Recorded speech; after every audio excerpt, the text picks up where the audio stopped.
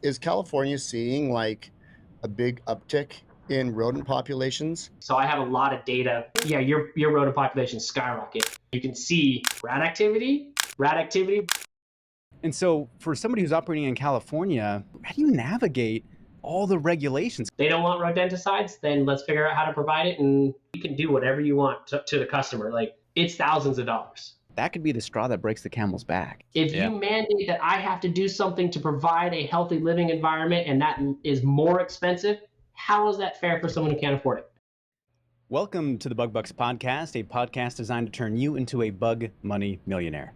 This episode is brought to you by Bug Bucks Plus, the #1 training and education platform designed to help you build and scale your pest control company. I'm your host, Eric Bassett, and of course, as usual, right next to me, my co-host, Jay Klaus. What's up, dude? What's up, Eric and my bug bucksers? Dude, not much, man. It's getting kind of crazy. I feel like the summer is slipping away from us a little bit. I can't believe it. It's today's date is, what is it, the 14th? Yes, August 14th is when we're recording this episode. Wow. Yeah, so by the time it drops, I'm not sure exactly when it's going to be, maybe end of August, give or take. Yeah. But at least for me, so I'm a sports fan. I'm a football fan. Yeah. Right? I think we've talked about this before. I play semi-pro football in Idaho, and I run that league. What's your position? So I'm a slot receiver. Okay. Yeah, that's the easiest way to describe it. I play all over the place. I'm a punter, kick return, kickoff, all sorts of stuff. But Okay. mostly I'm a slot receiver. Okay. If you can't tell from watching the YouTube video, obviously I have lots of height and lots of size. Yes. So, When you see us at Pest World, you'll see we're both 6'2", 6'2", 220. 220. You know. Yeah, tan skin. Yeah. So whenever I say that I'm a slot receiver, for people who know football, they look at me and they kind of give me a nod like, oh, yeah, you look like a slot receiver. Yeah. Okay. Yeah, little guy. Nice. Pat me on the head, like, good for you, bud. But so preseason, NFL preseason is upon us. Oh, right? yeah. So that's kind of in the works. New rules for NFL kickoffs and all sorts of other stuff, which is kind of interesting if you guys are football fans. But it's just nice. College football is right around the corner, and I am a huge college football fan. Go Broncos. Yeah, dude. Go Boise State. I'm from Idaho. Go Smurf Turf. Yep. So good. So I'm very excited for that. We actually have I'm going to one of the Boise State games in Oregon at Autzen Stadium. Oh, you are? Yeah, in September. Oh, okay. So sweet. It's gonna be sweet. Yeah. But yeah, so I'm looking forward to that. And then we're right after Pest World. Me. We're going down to Vegas. Yeah, we're going to Vegas. Yeah, me and my son Jack, 17-year-old son Jack, and Eric and Eric's dad. Yeah, we're gonna fly down to Vegas. That's gonna be sweet. Who is it? It's Raiders and Kansas City Chiefs. Chiefs. That's right. Yeah, Raiders and Chiefs at obviously at Raiders, right in the Vegas stadium. Yep. And that stadium is freaking sweet, dude. Yeah. I have never been. It'll be my first time in that stadium, so. It'll be my first NFL game. It'll be my first NFL game too. Really? Yeah. Yeah. Yep. Yeah. It'll be awesome. Yeah. Looking forward to it. I know as much about football as I do about curling. So it's going to be really, I didn't grow up in a football family. I didn't even think about football until I married into the family 18 years ago. So this will be fun. It'll be fun. Yeah. Yeah. It's going to be a good time. Yeah. Jack and I'll be sitting there going, yeah. Which way are we cheering for, the red or the black? Go, my favorite sports team. Go. Yeah. Score a goal, basket unit. All right, dude. Yeah. So before we get lost in football and everything else, we have an awesome guest today. You guys are going to love him. But before we bring him on, just want to remind everybody listening, the best way to receive new episodes is by subscribing to our show on your preferred podcast platform like Apple, YouTube, Audible, or Spotify. If you love the show, please leave us a rating and a review. Make sure to check out our Facebook group, Bug Bucks Plus Owners Only. That is Bug Bucks Plus. We've got over 4,500 other pest control owners in that group waiting to connect with you and share their thoughts. We also have a new Facebook group for non-owner team members to help them develop their roles called Bug Bucks Plus for Pest Pros. Yep. Yeah, so joining the groups is also the best way for you to share your thoughts and feedback on our show and have your questions highlighted and discussed here on the podcast. So make sure you find us on Facebook and join the groups. Yep. All right, dude. Totally. So, yep. We've got an awesome guest. I'm going to give you guys a little bit of a snapshot here. And today we're going to welcome Paul Townsend. Paul is currently the operations manager for Animal and Insect Pest Management, Inc., also known as AIPM. He has been in the pest control industry for over 30 years and started at 5 years old, helping make labels for his mom's company. He ran his first service route when he was 16, learning the pest control field, and after graduating from Chapman University with a Bachelor of Science in Business Administration back in 2010, he relocated to assist in all operations of AIPM. Paul holds a structural pest control field representative license in Branch 2 and Branch 3, a Department of Pesticide Regulation qualified applicator's license, and a California Department of Fish and Wildlife trapping license. Dude, that is quite the rap sheet. Yeah, dude. Paul, what is up, man? How you doing? Not bad. How are you? That's a tough bio to get through. There's a lot of technicals in there. Yep. We're reading it, and you're over there like, yeah, I guess that's me. Paul is also 6'2", 220. I've been introduced a lot before, and it gets butchered. You did very good. You did a very good job. Very, very well spoken. Nailed it. Love it, man. Yeah. How are things in your neck of the woods? You guys are down in California, right? Yep. We're Southern California, just north of LA. We service all of Ventura County and pretty much half of LA. We have a sister company that services pretty much all the way down to the border. So we're on the smaller side. We're about 15 people, but we started it with 4 in 2006. So we've been on a slow growth, but in the long scheme of things, it's growth is growth. We weathered all the fun ups and downs of the economy. We flatlined through 2008 and all those, but we flatlined. We didn't shrink. We didn't go away. So it works. But servicing mostly Ventura County, and then like I said, I have a couple large universities. We do mostly commercial and HOA work, so homeowners associations. But and as we talk more, you'll find out we've kind of revamped our business plan, and we're looking at really starting to attack some more residential. And marketing has been word of mouth. And the last few years, we've really started to dive into different types of marketing and different types of sales. So that's how I got hooked up with you guys. That's how why I'm on all the Facebook pages and Instagram pages, is because I'm looking for ideas and I got ideas to share. So that's great, man. Well, it's awesome to have you on the show. And I feel like we've been getting guys on the show more recently that are pest control plus something else, right? Yep. Like general pest control plus whatever it is, just general pest control plus lawn. Yeah. And animal. Yeah. Wildlife management. I mean, that's it.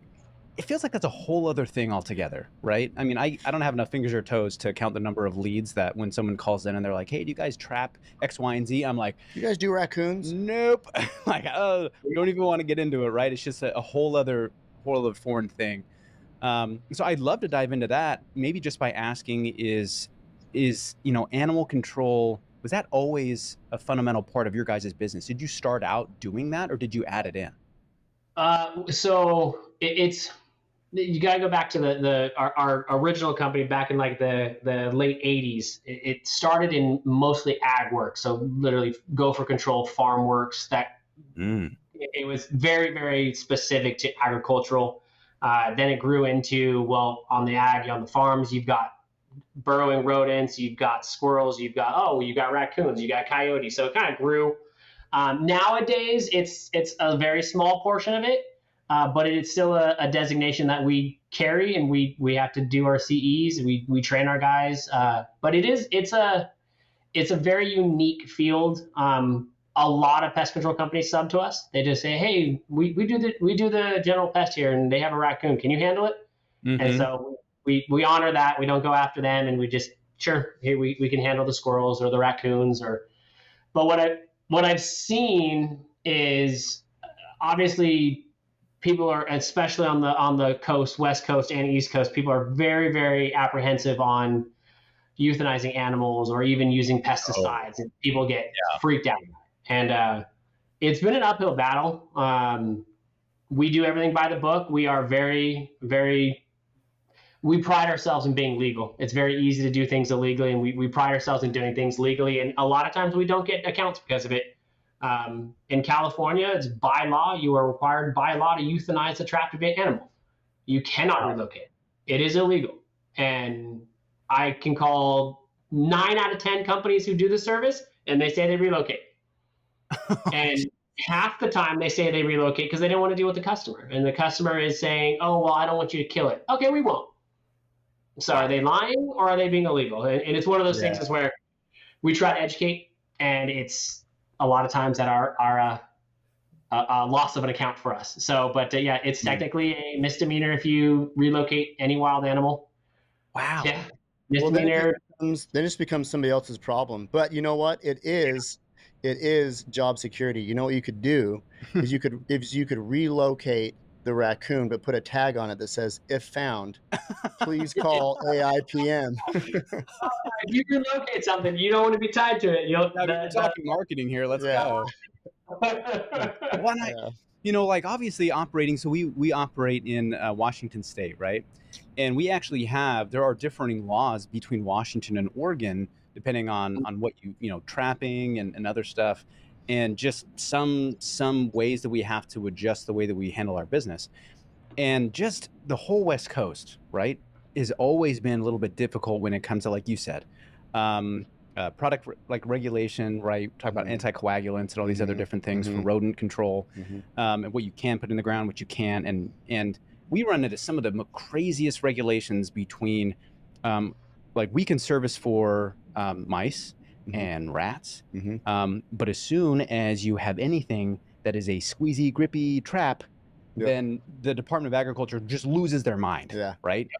They're like, that's a Department of wildlife, and it's like, but it's not, and so for somebody who's operating in California, how do you navigate all the regulations? Because you guys have way more regulations than we do, and if you're trying to be a company that is honest and has a high level of integrity and is trying to do things by the book, I mean, what has been the most pressing law that's come down the pipeline for you guys so far this season? Oh boy. Recently, well, actually, I'd say the biggest law that changed things was second generation when they outlawed all second gens, which is 90% of the products that were on the market. Those it's hard to explain because those were we expected to have like a hurdle with that. We expected it to be really difficult. It turned out the manufacturers they adapted pretty quickly. But what changed was not only did we lose like 80-90% of the products that were available, it was replaced with bromethalin. There's tons of different products that are out there that are still very effective. They're still very affordable. But what changed was the public. And I'm literally bidding HOAs. Like, I mean, everyone knows what an HOA is, and they'll say, I want rodent control. I don't want any anticoagulants.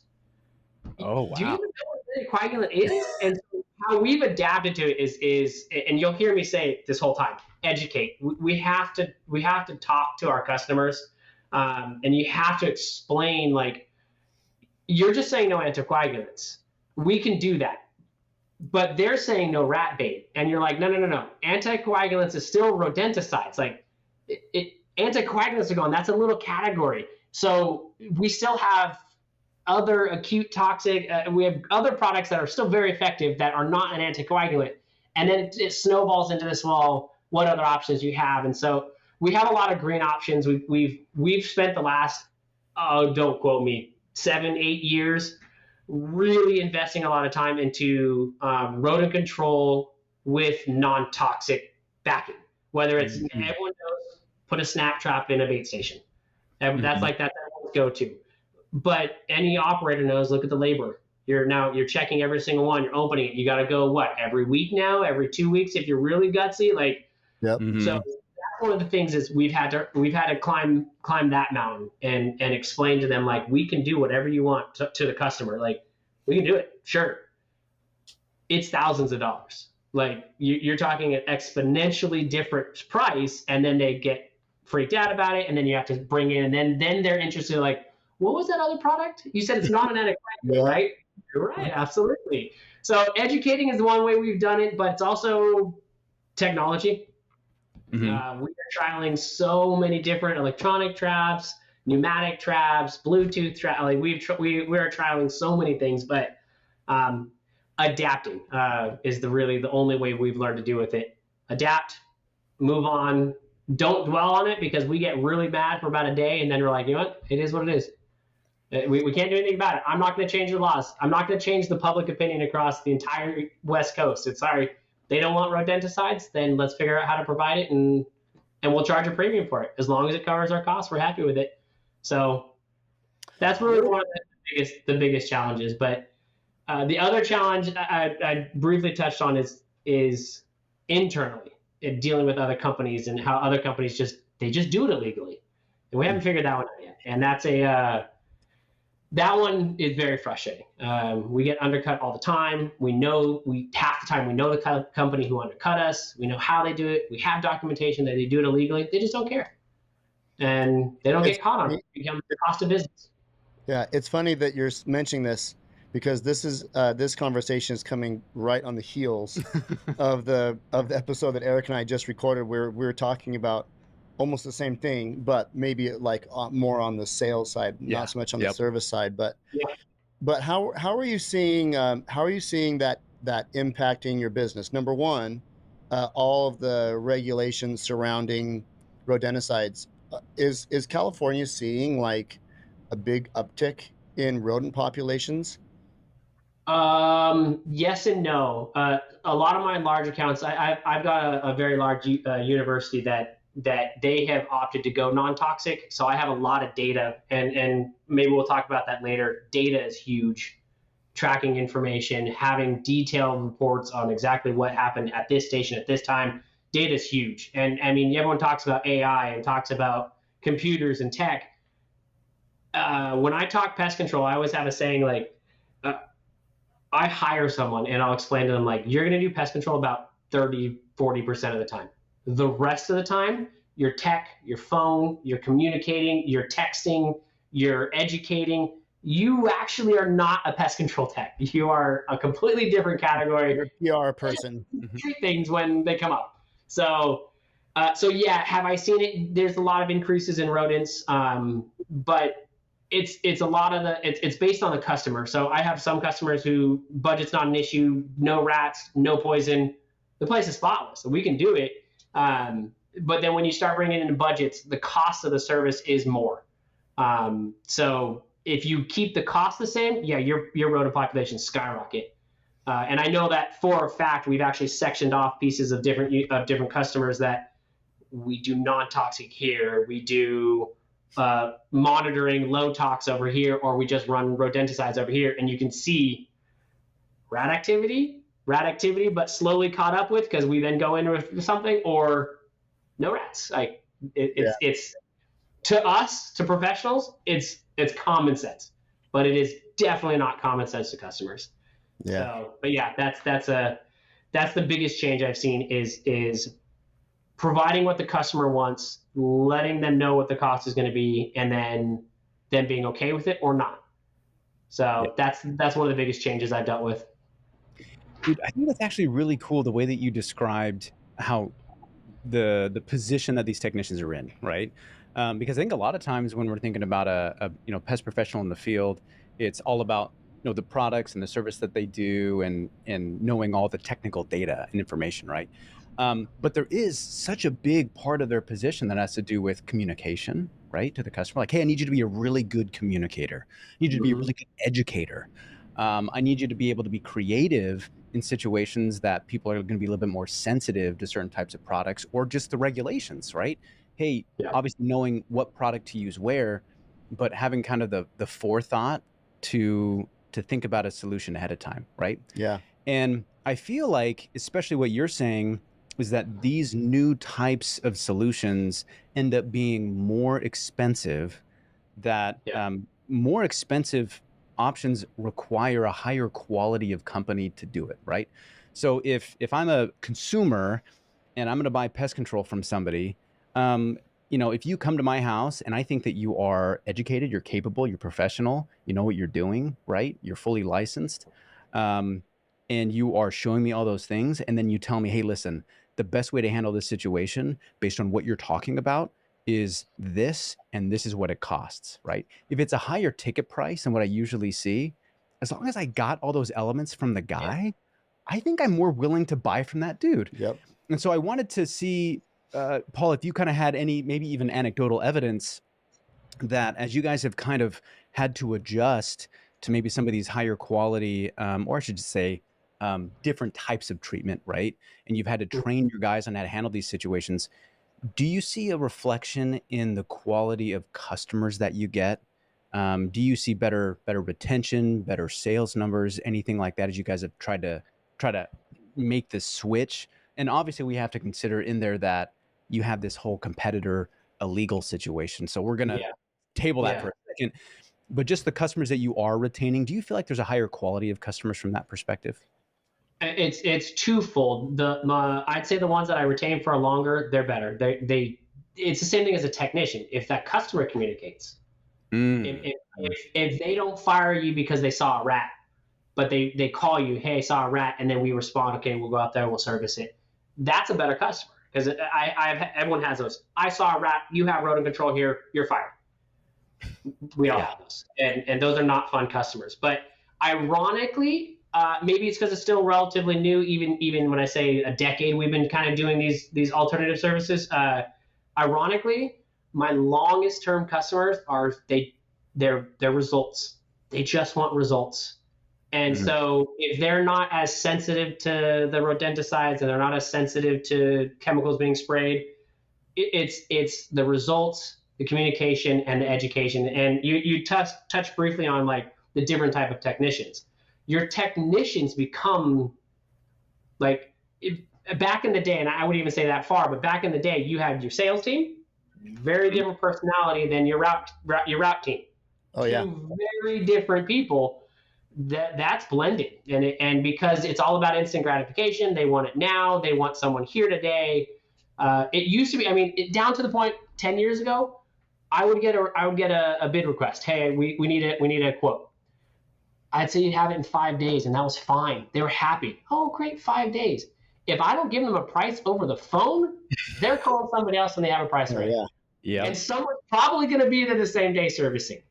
So it is a different animal nowadays. And my specific industries is very different than a lot of the big pest control companies or a lot of even small mom and pop shops. We specialize in commercial and HOA, and then we've slowly, because we're around all the residentials, we've slowly grown into residential. We're looking to grow in that category, but it's the same. It's just slower. So HOA, you're still doing it with homes, but you have a manager, so it slows things down. So it's kind of nice for us, but you still see the same thing. It's like, why can't you give me your price?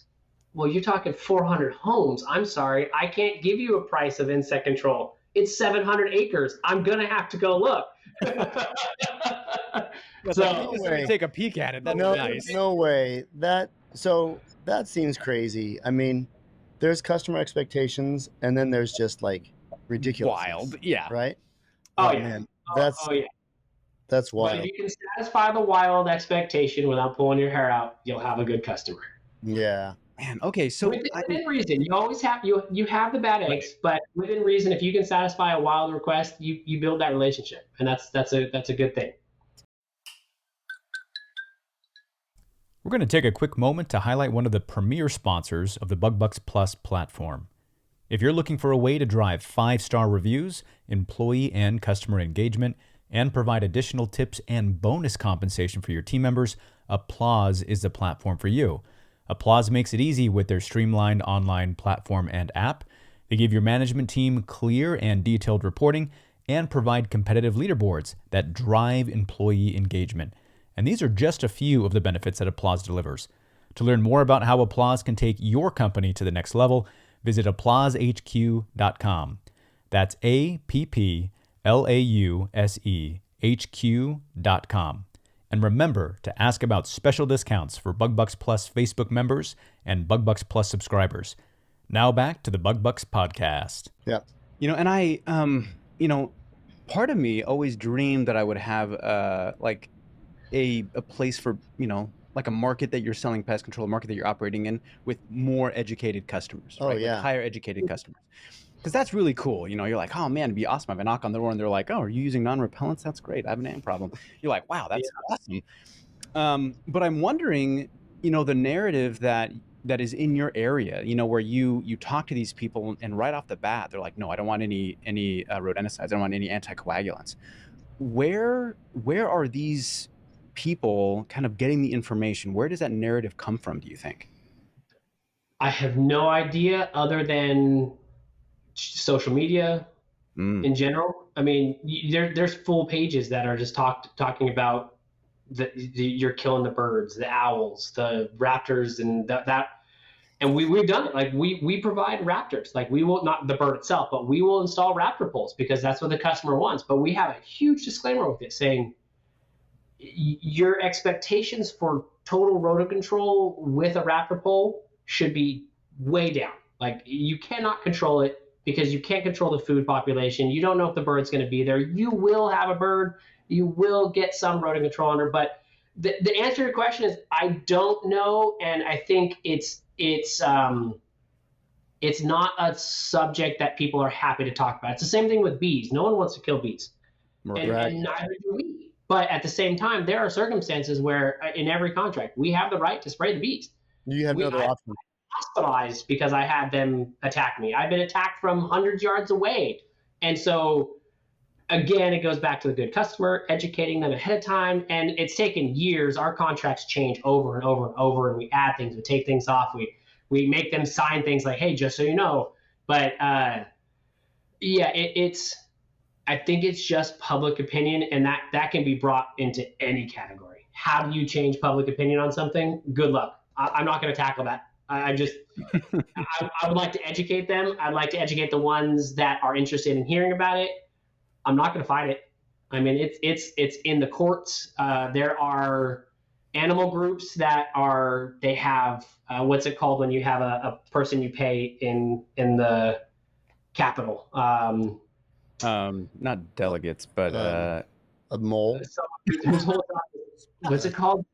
No, what do you call them? Lobbyists? Lobbyists, yeah. So there's a lot of these anticoagulant groups or anti-anticoagulant groups or pesticide groups that they have lobbyists, and you see laws out of the blue, and you're like, whoa, where'd this come from? So then, I mean, we're part of a bunch of different professional organizations that try to combat it, but do they have the funds? They don't have the millions of dollars that are getting funneled through the save the environment one. And that's the challenge is educating, saving the environment, rodenticides. There are problems with it. How do we fix it? Eliminating is not the solution, but eventually we'll find out that we're going to have to do something when populations surge. Wow. So when you're really putting the IPM in AIPM. Like you said, raptor poles. Is this a length that you've gone to, like to attract raptors at residences to do rodent control? Short answer is yes. Ironically, AIPM is animal insect pest management, and any professional who's been around for a while, IPM's been around for 20, 30 years. Like, right, eliminate the food, eliminate the water, get rid of the shelter. You know what IPM is. Yep. It's just become mainstream in the last 5-10 years, and I just so happen to have it in my name, so that's cool. Yeah, you're ahead of the curve. Pretty sweet branding. I like that. Do you remember branding? I'll tell you that. Yeah. Do you remember the story? We do. Oh, go ahead. Go ahead.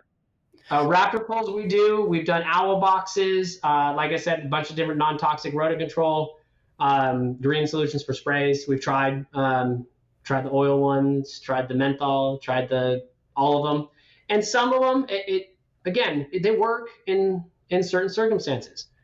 But you circle back to I literally just got an account, and I had the cojones to ask. I said, I'll match the price, but give me their contract. And so they gave me their contract, and I said, I'll match the price. And on the contract, it says that they use Eugene oil, peppermint oil, and cypermethrin. Okay. Or a green product. And I'm like, ma'am, cypermethrin, that's not a green product. That's not an essential oil. I use cypermethrin for a quarter of the cost. Like, what are you doing? But that's the thing is you just get these. You said it best. You just said the immoral customers, and you try to say on top, and you try to say true, but you're like, seriously? This little old lady was paying $99 a month for a green service, and they're using cypermethrin. Of course she's happy. There's no problems. Well, they're not doing green. Yeah, it's like, you know, that synthetic pyrethroid that's not an essential oil. Yeah, you're getting Right. that. Yeah. Yep. Exactly. Man, that's wild. Do you Yeah. see the rodents adapting? You know, when you use these bird controls, do you see them adapting? Not really. In reality, that's a good question for someone who is an expert in the birds. I can speak a lot of the details and the research, and predation is what it's called when you use a predator to control something. Predation can only cover about 5, maybe 10% of a population, Yeah. and that's a wild population. So you go out in the middle of the field, put up a pole, they'll cover 5 to 10% of it. They'll kill some of the population, but you put that pole at a trailer park, your population is significantly higher than it would be in the middle of a field. So then how do you control it? Let's say it's still 5%, but you have a 500% increase in population compared to two. And you always have the customers that are like, but it worked. And you're like, great, sometimes it will. I've done more bee removals from owl boxes than I have done owl box installations, because it's a perfect box. It's a perfect hive. It's overlooking a field. Perfect. Yeah. Bees land in it. They build a honeycomb, and I'm bringing out a boom lift, and I recover the bees from it. So talk about job security. I suppose, but it's educating again. And I don't mean to keep saying that, but educate that customer. I remember our Bell rep years ago told us this story about I believe it was the Sacramento Zoo. Did you hear about this? I don't know if I've heard this one. Yeah, so this is our Bell rep that told us this years ago. So the Sacramento Zoo is having a bad rat problem. Okay. And so, you know, they don't want to use rodenticides because, I mean, you don't want to use poison around animals in a zoo, right? That just seems counterintuitive, especially in California. You know, that's not going to fly. So somebody comes up with this idea: let's put a bunch of owls, because rodents are nocturnal, owls are nocturnal. That'll be great. Let's do owls. So they put a bunch of owls out there, and within a week, the rat population had adapted. They'd switched from nocturnal to diurnal. So now they've got this huge problem, because now, instead of rats coming out at night when the zoo is closed, there's rats scurrying around everywhere during the day, while school kids and field trips and moms and their babies are at the Sacramento Zoo, and there's rats running around everywhere. So it's like this thing that kind of backfired. So, you know, like I get the push to want to be more environmentally friendly.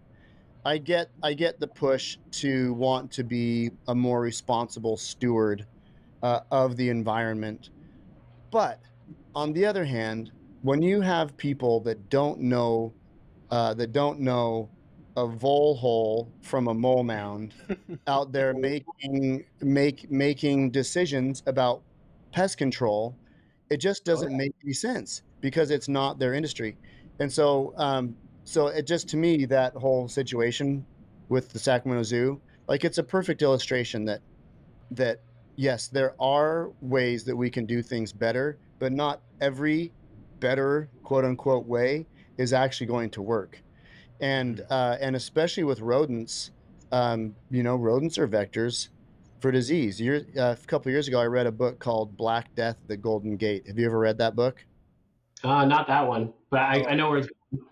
Yeah, like, you know, it sounds like a book that I'd really like to read. Yeah, it's dope, right? So, I mean, during COVID, I went on this like plague deep dive. I mean, I was like listening to like PhD courses, like history people, and anyway, in the mid to late 1800s, the rat population was just exploding in San Francisco, because there's all this development. You had nothing was controlled, right? And so the plague started showing up in San Francisco, and everybody was like trying to put a lid on it, right? All the city officials and the city fathers like trying to put a lid on it, right? We don't this isn't really happening, right? Because there's mostly like Chinese migrants that were like they were dying, right?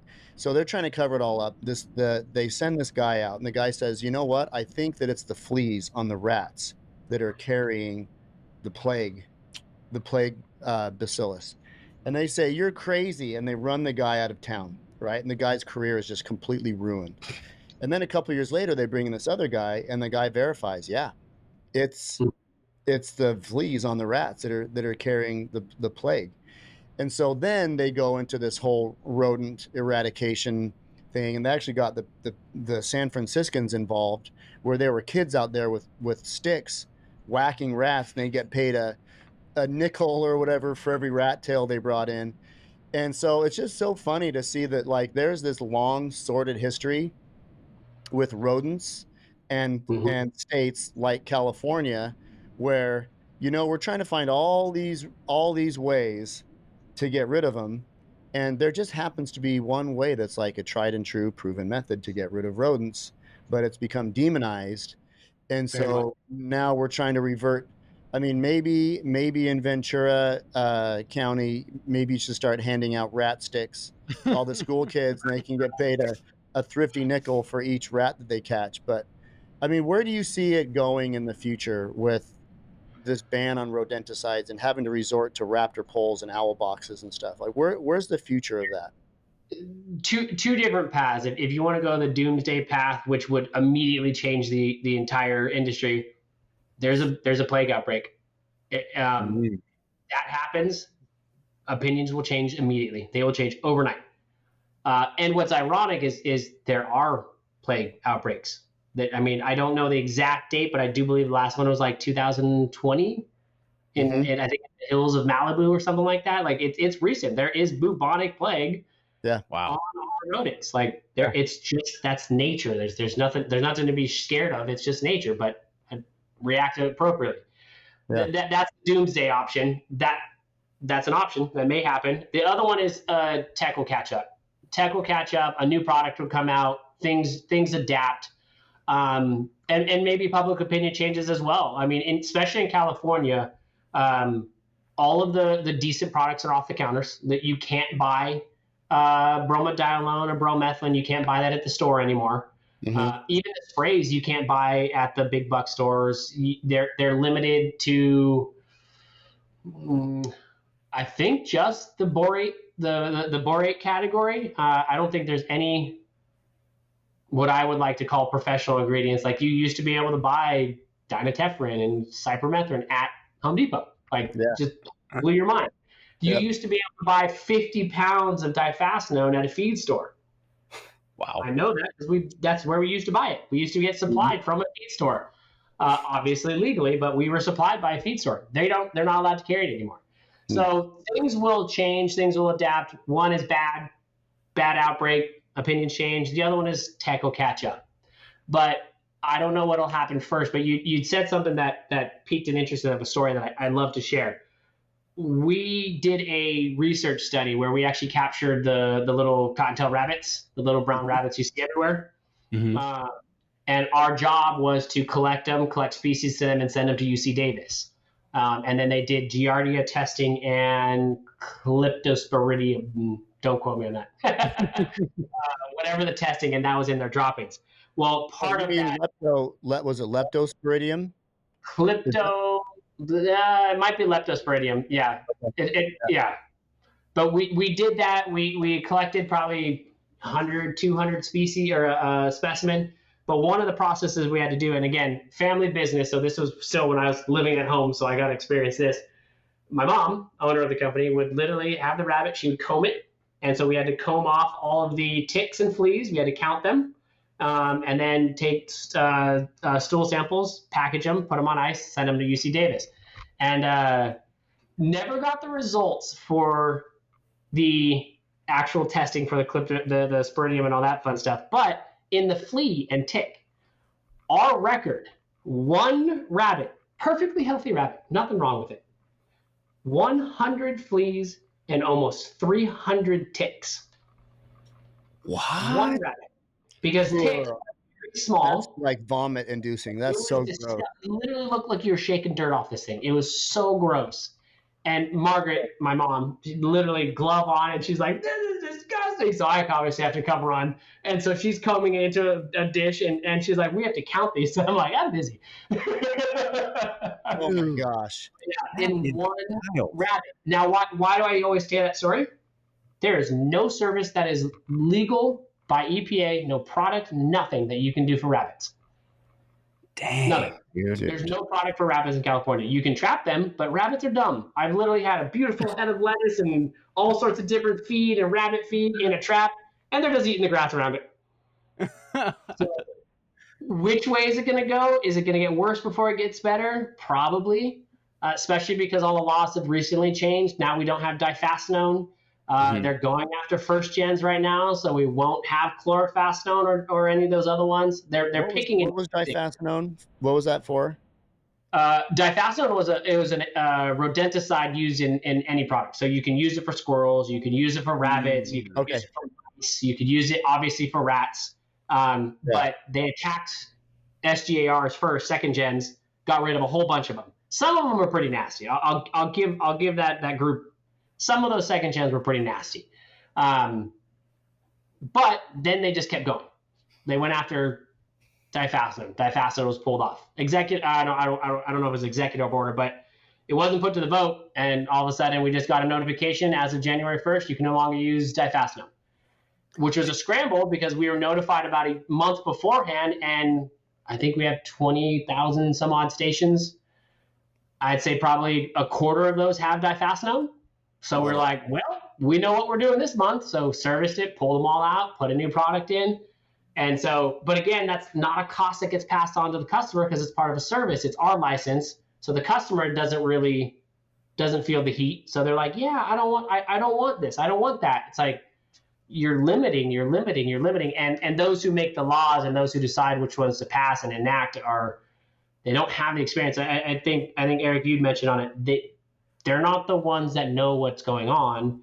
They're getting whoever's the loudest, whoever's the squeakiest wheel. Mm-hmm. Do I think it's perfect? Do I think there's room for improvement? 100%. But you can't just start pulling these things because you get two things. You get, not only do you have the potential of risk of problems growing from it, what we already talked about, a lot of companies just keep using it. It's still available. You can still buy it. I don't know any inspector that's going through and verifying, does that bait station have diphacinone?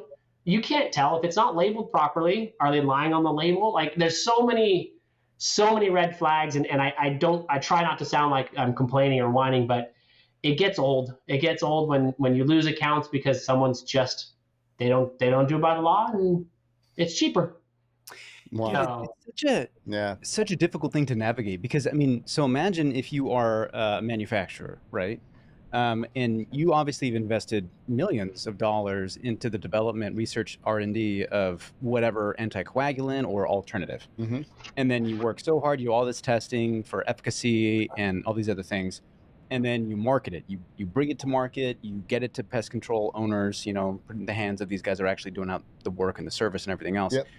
And at the same exact time, there's somebody somewhere who is doing everything they possibly can to take that product right back out of the hands of the people who are actually responsible. And obviously, when you talk about having to go out and service all those different bait stations, I mean, for some companies, like, that's okay. You're like, you know what, we're going to survive this. We'll figure it out, right? But for some other companies, like, all of a sudden you take away these certain products, they have a few different technicians. That could be the straw that breaks the camel's back. Yeah. You pull all these products and don't know what to do, they pivot. Yeah. So when that product came in and they said no more diphacinone, we were fortunate enough that we have a good enough relationship with our vendor that he called us and said, just so you know, we only have about 4 pallets of this stuff. So how much do you want? And because he goes, the next order is about 4 months out, because they were manufacturing as fast as they could and they just couldn't get it in. Dude. But it goes back to the legislation of stuff like 2013. I don't know in how much, without doing gophers on a regular basis, it may not be mainstream for other operators, but fumitoxin, which is aluminum phosphide. It's a little tiny pellet. Fantastic product. Been around for years. Yeah. It obviously used improperly, killed 2 kids. The story's horrible, and changes should be made from something like that.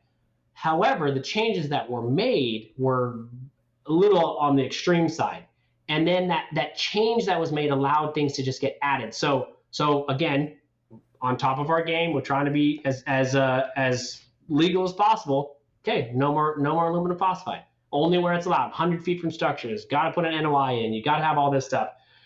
We bought a $20,000 carbon monoxide machine. So carbon monoxide, it's a trailer mounted, creates carbon monoxide, gets pressurized, sticks it into the gopher hole, kills the gopher with carbon monoxide, kind of like an exhaust pipe. We were selling it left and right. Out of the blue, sorry, carbon monoxide is a toxic gas that falls under the same regulations as fumotoxin. Oh, dude, not even the same. Not even close. Not even close. And now, so we have a $20,000 machine. We've had it for 5 years, just sitting there, nothing. It literally has got flat tires. We don't use it. Man, you guys are dodging and weaving.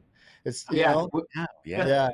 Gosh, it seems like sometimes that that the man is out to get you. You know, it's like you're just trying to do, and it's not like what we do as PCOs is nefarious. You know, we are legitimately on that triangle of successful, healthy civilizations. Mm-hmm. It goes on the one side, access to adequate medical care. Yes. On the other side, proper sanitation and infrastructure. And then on the other side, pest control. Yep. You take one of those parts of the triangle away, and you're just leaving the door open for disease, pestilence, you know, all of the things that make a first world society a not first world society. Yeah. You know, and so here we are. We're just trying to do our very best to be the protectors of civilization, and you know, and then it's just every effort that we make is thwarted by people that are not don't have a vested interest in the cause of pest control. And that's my conspiracy theorist, you know, whatever you want to call it. That's my stance. But you know, and I know on a previous podcast you guys talked about politics, and you don't introduce that, but that's what a lot of it is. I just showed my hand. Oh, how could dang you? it! But it's one of those things where you can give them all the information, and at some point, if they're not going to make the right choice, you just have to, like I said, adapt. But I've got some fun stories. I mean, maybe do a different podcast on just stories. I did one where I did a live rat trapping in an attic, captured them same day, sealed up the structure, let them all go outside. That's what they wanted to do. And you're allowed to release. So going back to that trapping license, you're allowed to release on the same property at the time of trapping. So you have to check it every 24 hours. If you're going to be longer than 24 hours, you have to provide food and water. So we captured the rodents. We had about 4 or 5 in a trap, sealed up the structure, put them outside. And that's what they wanted. Customer was happy. And I was like, all right, provided what they wanted. 8 months later, did it again. Dude. And I think we just got another call that they are interested in doing it again. And this has been 3 years now. It's like, and it's not cheap. I mean, you're talking trapping, exclusion. You're talking, it's not cheap, but that goes to what's going to happen first. I don't know. Maybe public opinion will change, and they're willing to spend that money. If that's the case, great. And finding those customers, great. But the problem is mandating. This is the political statement. Mandating that it has to be done a certain way. If it's super expensive, how is that fair for those who can't afford it? I know we stay away from those, but it's very political. You literally have all of these political mentalities that are like, oh, we can't do it because the poor can't afford it. We can't do that because that's unfair to the wealthy or whatever. Same thing goes for pest control. If you mandate that I have to do something to provide a healthy living environment and that is more expensive, how is that fair for someone who can't afford it? Yeah, without Amen. the due consideration and process, you know. I mean, as we're kind of wrapping this up, and obviously we're going to have to jump on another episode, because I feel like, in another 6 months, 12 months, who knows what's going to change in Paul's neck of the woods, and hopefully not our neck of the woods too. But for everybody listening, one thing is get involved with your state associations, right? So you have some kind of a voice that can maybe, if you're lucky, reach some decision maker, right? Somebody who can say on your behalf, hey, actually, this is the reality of what we're doing here. This is what we're protecting. This is what we're trying to achieve. The other thing, and play out of Paul's book here, man, be ready to pivot. Be ready to adapt. Be ready to adjust, because if you put all of your eggs in one basket on any one product or any one procedure, and then something changes, and you're not ready for that, dude, that could be your business going under, right? And obviously, as we've talked, you've been in the pest control industry for a very long time. You have a lot of experience. And I think once you get to a certain point, you realize that adapting and overcoming is kind of the only way to do it. The pest control industry, in some ways, it's kind of the same for a long time, but in a lot of ways, it's very different.